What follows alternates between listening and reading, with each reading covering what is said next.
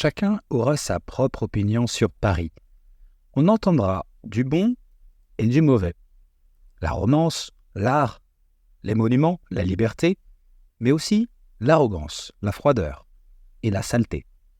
Vous avez peut-être votre propre opinion sur Paris, mais savez-vous ce que les Parisiens pensent de leur ville ? Sont-ils si fiers de Paris ? Bonjour, je suis Jonathan, professeur de français natif et coach pour tous ceux qui souhaitent gagner en confiance en français. Dans mon podcast, toutes les semaines, vous allez améliorer votre compréhension du français, mais aussi à débloquer votre apprentissage et enfin à mieux comprendre les codes culturels français. Sachez que vous pouvez accéder à la transcription gratuite et aux flashcards sur mon site web www.tavieenfrançais.com.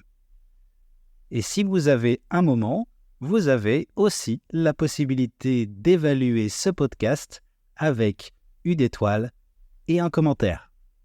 Entre fierté, amour et critique constructive, vous allez voir que leur relation à Paris est aussi riche que complexe.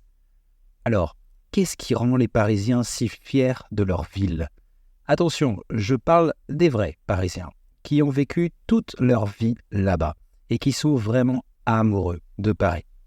Et oui, parce qu'à Paris, vous ne trouverez pas que des personnes qui aiment la ville à Paris. Et non, Paris, c'est la diversité. Il y a près de 160 nationalités différentes. Avec l'histoire de Paris comme ville d'immigration, il est de plus en plus rare de rencontrer des personnes dont la famille a toujours vécu à Paris sur plusieurs générations. Et j'ai trouvé une statistique qui dit que moins de 40% des habitants actuels de Paris y sont nés. Paris est ainsi devenu une ville où la population se renouvelle constamment.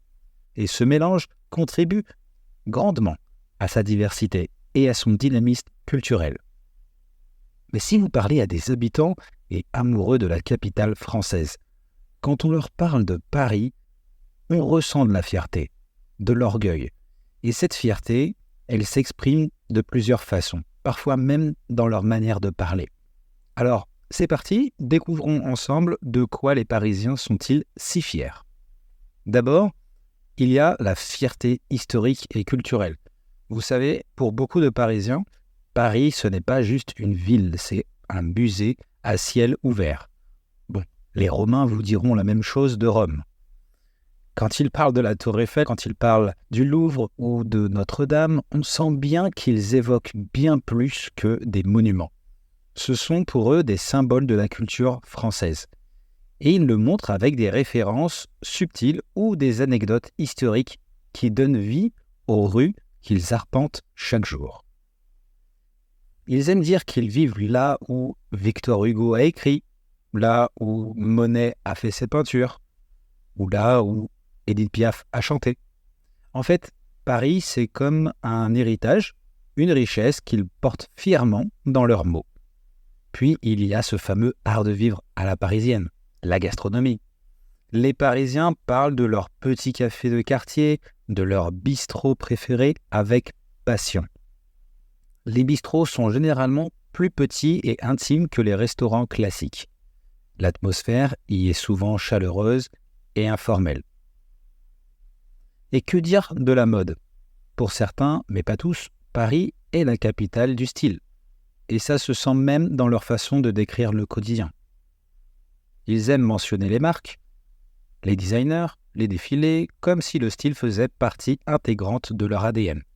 Bref, pour eux, bien manger, bien s'habiller, c'est un mode de vie aussi. Un autre point de fierté, c'est la diversité de Paris. La ville, c'est un vrai carrefour des cultures, un lieu où se croisent des gens du monde entier. Et ça plaît aux Parisiens. Dans leurs conversations, ils parlent souvent de cette richesse, de cette ouverture. Ils évoquent aussi le dynamisme de la ville, c'est-à-dire les concerts, les expos, pour dire des expositions, les festivals. Paris est une ville qui ne s'arrête jamais. Les Parisiens sont souvent très attachés à leur quartier, que ce soit le Marais, Montmartre, Belleville ou Saint-Germain. Ils en parlent avec un ton particulier, souvent affectueux et parfois un peu nostalgique. Leur quartier, c'est comme une extension d'eux-mêmes. Quand ils parlent des petites rues pavées, des jardins cachés ou de leur café préféré, c'est presque comme s'ils vous présentaient un ami de longue date. C'est un peu comme si vous étiez dans un petit village, dans une grande ville parfois. Et vous savez que les Parisiens utilisent des mots et expressions pour montrer la fierté qu'ils ont de leur ville. Alors bien sûr, on ne peut pas reconnaître un Parisien sur 100% dans la rue. Mais notez bien que si vous entendez ces mots que je vais vous donner, de la bouche d'un Français, il y a de grandes chances qu'ils adorent Paris. Par exemple, au lieu de dire Paris, ils peuvent dire Paname. Paname, c'est l'un des surnoms les plus populaires pour désigner Paris. Ce terme remonte au début du XXe siècle, utilisé à l'origine dans les milieux populaires et dans la chanson française avec Édith Piaf. En fait, aujourd'hui, il évoque souvent le Paris festif et artistique. Sinon, ils peuvent parler de Paris comme la ville lumière, en référence aux lumières intellectuelles du XVIIIe siècle, mais aussi à son statut de première ville au monde éclairé au gaz. Bon, la moins écologique du coup. Aussi, pour parler de Paris, souvent, les Parisiens parlent parfois de Paris intramuros, pour désigner le centre historique de Paris, à l'intérieur du périphérique. Vous savez, le périphérique, appelé le périph', est l'autoroute qui entoure Paris. Beaucoup de Parisiens font référence au périph' pour marquer la frontière entre Paris et la banlieue. Les Parisiens utilisent le terme Paris intramuros pour distinguer le Paris officiel, c'est-à-dire les 20 arrondissements à l'intérieur du périphérique, du reste de l'Île-de-France, c'est-à-dire les banlieues qui l'entourent. Ce terme renvoie littéralement au Paris à l'intérieur des murs, entre guillemets, en référence aux anciens remparts. Même si aujourd'hui, ce sont surtout les frontières du périphérique qui délimitent cet espace. Pour beaucoup de Parisiens, vivre intramuros donne un certain sentiment d'appartenance à la ville historique, souvent perçu comme plus prestigieux ou authentique que la banlieue. Il existe parfois, malheureusement, un fossé culturel entre Paris intramuros et la banlieue, c'est-à-dire qu'il y a des grandes différences avec des modes de vie, des rythmes différents aussi. Dire qu'on vit dans Paris et non en banlieue peut être une façon de se positionner socialement parlant. Les Parisiens utilisent beaucoup les numéros d'arrondissement pour se repérer dans la ville. Comme je vous disais, il y a 20 arrondissements dans Paris. Le 18e pour Montmartre, le 11e pour le quartier branché de Bastille, le 5e pour le quartier étudiant autour du Panthéon, etc. Parfois, ils utilisent des diminutifs comme le 7 pour le 7e arrondissement. Et la même chose pour le métro. Ils utilisent aussi des diminutifs. Par exemple, des phrases comme « je suis sur la 13 » ou « je prends la 9 » sont courantes. En fait, ça veut dire « je prends le métro 13 » ou « je prends le métro 9 ». Certaines stations sont également célèbres et servent de repères, comme Répu. Alors Répu, c'est pour le métro République. En fait, les Parisiens parlent souvent de leur ligne de métro comme un point de référence pour leur quartier. Ils vont plutôt dire « j'habite à République » au lieu de dire « j'habite dans le 11e ». On disait donc que le fait de dire intramuros pouvait faire référence aux différences entre Paris et sa banlieue. Mais à l'intérieur même de Paris, eh bien, il y a cette petite rivalité entre la rive droite et la rive gauche. En fait, Paris est divisé par le fleuve la Seine, qui traverse la ville d'ouest en est. Et il existe une distinction historique et culturelle entre la rive droite, située au nord de la Seine, plus chic et sophistiquée, et la rive gauche, située au sud de la Seine, autrefois plus bohème et plus intellectuelle. Et puis, concernant leur attitude, eh bien, même si on entend dire que beaucoup de Parisiens sont antipathiques et froids, il existe un humour bien parisien, même je dirais bien français. Oui, car il existe des Parisiens qui se moquent de leurs propres clichés. C'est ce qu'on appelle de l'autodérision. Ils rigolent de dire qu'ils sont râleurs ou qu'ils ont un air supérieur, alors qu'en réalité, c'est leur façon de montrer leur attachement à leur identité. Et si vous leur demandez ce qu'ils n'aiment pas à Paris, vous savez ce qu'ils vont vous répondre ? Eh bien, pas mal de choses. Les Parisiens sont assez conscients qu'ils vivent dans une grande ville. Et qui dit grande ville dit stress. Et qu'est-ce qui leur provoque du stress ? Plusieurs choses. Le coût de la vie, déjà. Paris, c'est une des villes les plus chères d'Europe. Tout coûte cher. Se loger, manger, sortir. Vous rentrez dans un nouvel endroit, vous devez payer. Même pour aller aux toilettes urgemment, c'est pareil. Il faut consommer obligatoirement. Bon, et même si les Parisiens gagnent plus d'argent comparé à d'autres villes européennes, beaucoup de Parisiens en ont marre de payer des loyers trop élevés, surtout les jeunes et les familles, qui ont souvent du mal à trouver un appartement abordable. Les loyers à Paris sont parmi les plus élevés en Europe.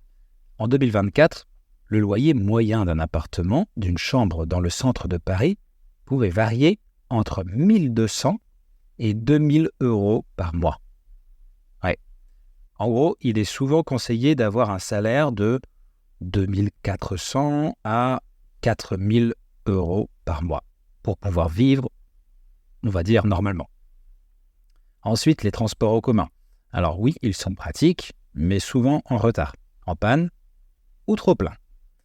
En plus, les grèves sont assez fréquentes. Bref, prendre le métro ou le RER à Paris, ce n'est pas toujours une partie de plaisir, car il est très souvent bondé. Bondé, ça veut dire rempli, à un point où vous ne pouvez plus y rentrer. Et en parlant de monde, voilà un autre truc qui énerve, c'est la foule.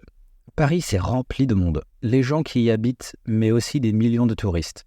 Résultat, les transports sont bondés, les rues sont pleines, sauf peut-être les grands parcs, mais les Parisiens peuvent se plaindre car ils ont du mal à trouver un moment de calme. En fait, ils en ont marre du bruit.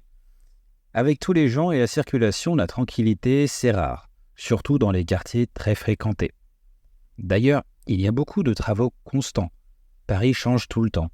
Et il y a des chantiers un peu partout. Alors, bien sûr, c'est pour améliorer la ville, mais entre le bruit et les détours, ça peut être agaçant pour ceux qui y vivent. Et un autre problème souvent mentionné par les Parisiens, c'est la pollution et la saleté. L'air est souvent pollué, même si Paris n'est pas la ville européenne la plus polluée. Mais c'est vrai que beaucoup de Parisiens en ont marre des déchets dans la rue. Les rues de Paris ne sont pas toujours propres. Des crottes de chiens, des mégots de cigarettes et des trottinettes électriques laissées n'importe où. Ça énerve pas mal de monde. Mais le point qui énerve le plus les Parisiens, non, ce n'est pas les pigeons, même s'ils énervent aussi, mais en fait, ce sont les Parisiens eux-mêmes. L'attitude des Parisiens. Beaucoup sont conscients d'être froids et pas très accueillants, peut-être parce qu'ils savent qu'ils vivent dans une ville stressante. Mais ce n'est pas l'opinion de tous les Parisiens.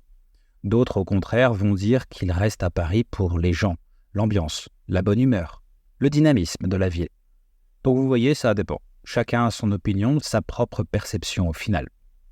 Moi, je pense que si on regarde les points négatifs, on se rend compte qu'il s'agit surtout du fait de vivre en ville en général. Regardez, le stress, les prix élevés, le bruit. Dans quelle capitale mondiale n'y a-t-il pas tout ça ? Alors, moi je pense que la différence entre d'autres grandes villes, ça va être la saleté. Là, oui, je pense qu'il y a un effort à faire. Le reste, je pense que ça va être difficile d'éviter. Et concernant l'attitude des Parisiens, bon, vous en pensez quoi, vous ? Les Parisiens sont aimables avec vous ? Moi, je pense que chacun a sa propre expérience et que dans chaque grande ville, vous trouverez de tout. Parfois, ce sont les contextes qui rendent les gens agréables ou désagréables. Vous ne croyez pas ? Voilà, je dirais que Paris, c'est un peu le mélange d'amour et de frustration que les Parisiens ressentent pour leur ville.